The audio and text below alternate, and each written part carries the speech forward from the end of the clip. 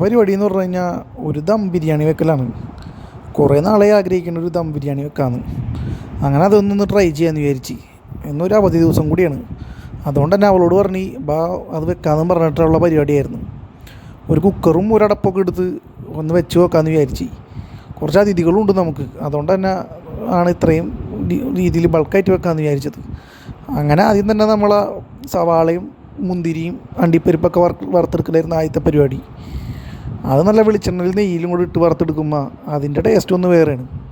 അതൊന്ന് മൊരിച്ചെടുത്ത് ആ ഒരു ബ്രൗൺ കളർ ആക്കണവരെയും നിൽക്കണം. അതായിരുന്നു ഫസ്റ്റത്തെ പരിപാടി.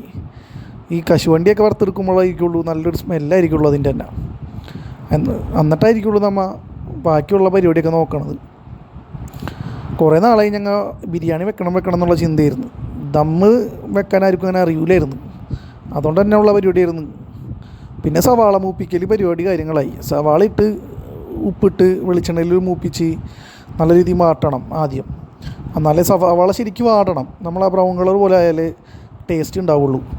പിന്നെ ഓരോരോ ഇൻഗ്രീഡിയൻസ് കഴിച്ച് ചേർക്കണം. ഞാനൊരു ഫുഡ് ബ്ലോഗറല്ല, അതുകൊണ്ട് തന്നെ എന്താ കറക്റ്റായിട്ട് പറഞ്ഞു തരാൻ എനിക്ക് അറിയില്ല. പക്ഷെ നമ്മൾ ഉണ്ടാക്കണ ഒരു കാഴ്ച ഒന്ന് കാണിക്കാമെന്ന് വിചാരിച്ചിട്ടായിരുന്നു. പിന്നെ ഇഞ്ചി വെളുത്തുള്ളി ഉള്ള പേസ്റ്റ് ഇട്ട് ഇതാക്കണം, ഉപ്പിടണം, പിന്നെ മുളക് പൊടി, ഇതൊക്കെ സാധാരണ രീതിയിൽ ചെയ്യണ പോലെ തന്നെ നമ്മൾ ചെയ്ത് അങ്ങനെ നല്ല രീതിയിൽ തന്നെ സവാള വാടിയിട്ടുണ്ടായി. പിന്നെ നമ്മൾ ആദ്യമായിട്ട് ഉണ്ടാക്കുമ്പോൾ തന്നെ കുറച്ച് തെറ്റുകളൊക്കെ പറ്റാറുണ്ടല്ലോ. അതുകൊണ്ട് തന്നെ ഞാൻ കൂടുതലും തെറ്റ് പറ്റാണ്ട് തന്നെ ശ്രദ്ധിക്കുകയായിരുന്നു ഞങ്ങൾ കൂടുതലും. ബിരിയാണി എപ്പോഴും ദം ഉണ്ടാക്കുമ്പോൾ നല്ല രീതിയിൽ തന്നെ ടേസ്റ്റ് ഉണ്ടാവാറുണ്ട്. കാരണം ദം ബിരിയാണിക്ക് ആ ഇറച്ചിയുടെ നെയ്യും ഇതൊക്കെ കൂടി അങ്ങോട്ട് ഇറങ്ങി നല്ല റൈസിന് നല്ല ടേസ്റ്റ് ആയിരിക്കുള്ളൂ.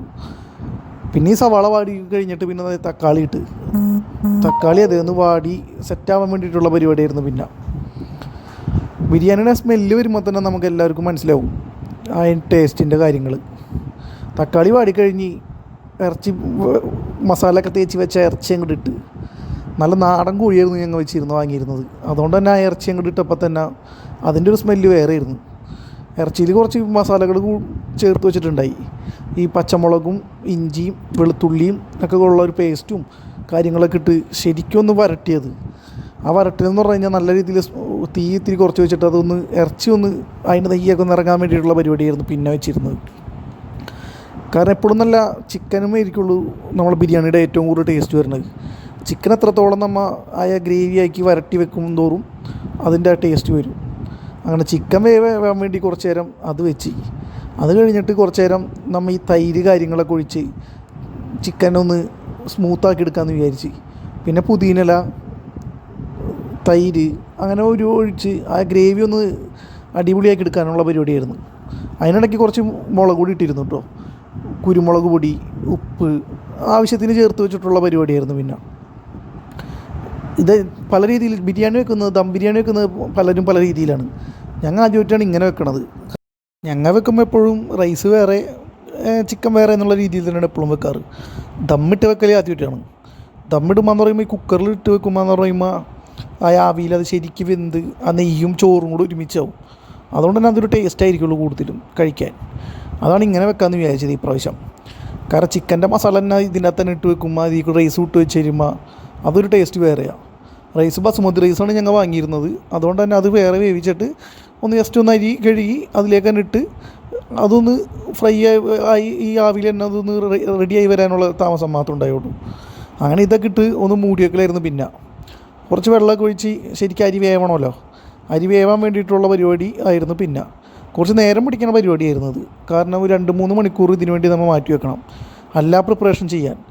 അത്രയ്ക്ക് കുറച്ച് ക്ഷമ വേണ്ട പരിപാടി തന്നെയാണിത്. പിന്നെ അതൊക്കെ ചെയ്ത് കുക്കറിൽ ഒരു 5 വിസിൽ വരെയും വരണം. ഞങ്ങൾ എടുത്തേക്കണ കുക്കർ വലിയ കുക്കറായിരുന്നു. അതുകൊണ്ട് തന്നെ അത്യാവശ്യം പെട്ടെന്ന് വേവണ കുക്കറായിരുന്നു അത്. പിന്നെ ഗ്യാസ് അടപ്പും ഇത്തിരി വലുതായിരുന്നു. നല്ല തീയിലങ്ങോട്ട് വെച്ച് നല്ല കുക്കറിൽ വെച്ചിട്ട് അതായിരുന്നു ഒരു 5 വിസിൽ കഴിഞ്ഞപ്പോൾ തന്നെ ഏകദേശം 1 മണിക്കൂർ ഞങ്ങൾ വെച്ചിരുന്നു വേവാനൊക്കെ ആയിട്ട്. അരമണിക്കൂർ സത്യം പറഞ്ഞാൽ വേവാൻ വെച്ച് 1 മണിക്കൂറായിരുന്നു ഇതിൻ്റെ പരിപാടി ഉണ്ടായിരുന്നത്. അങ്ങനെ അതൊക്കെ വെന്ത ലുക്കാണ് ഈ കാണുന്നത്. ഈ വെന്ത കഴിഞ്ഞ് കഴിഞ്ഞാൽ തന്നെ നമ്മൾ ഈ നേരത്തെ വറുത്ത് വെച്ചിരുന്ന സവാളയും ഈ അണ്ടിപ്പരിപ്പും മുന്തിരിയും കൂടെ ഇട്ട് വന്ന ലാസ്റ്റ് ലുക്കാണ് ഈ കാണുന്നത്. നല്ല ടേസ്റ്റ് ഉണ്ടായിട്ടോ കാര്യം. കാരണം ഇങ്ങനെ ഇട്ട് വെച്ച് പിന്നെ ഇതൊന്ന് മിക്സ് ചെയ്യണം. ഇങ്ങനെ നമ്മളല്ലാണ്ട് ഇതിൻ്റെ മുന്നിലേക്കായിട്ട് ഒന്ന് റെഡിയാക്കി വെച്ച് അവസാനം ഇതെല്ലാം കൂടി ഒന്ന് മിക്സ് ചെയ്താലേ സംഭവം ഒക്കെ ആവുള്ളൂ.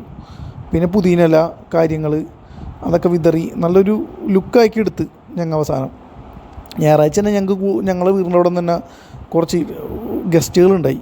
അപ്പോൾ അവർക്കും കൊടുക്കേണ്ട കാരണം ഞങ്ങൾ നല്ല രീതിയിൽ തന്നെയാണ് ഇത് ചെയ്തിരുന്നത്. നമ്മൾ ഇത്രയും പ്രതീക്ഷിച്ചില്ലെങ്കിലും നല്ല ടേസ്റ്റായിരുന്നു കാര്യങ്ങൾ. ആദ്യമായിട്ടാണ് ഇത്ര ദം ബിരിയാണി വെച്ചിട്ട് ഇത്രയും നല്ല രീതിയിൽ തന്നെ ഞങ്ങൾക്ക് കിട്ടിയിരുന്നത്.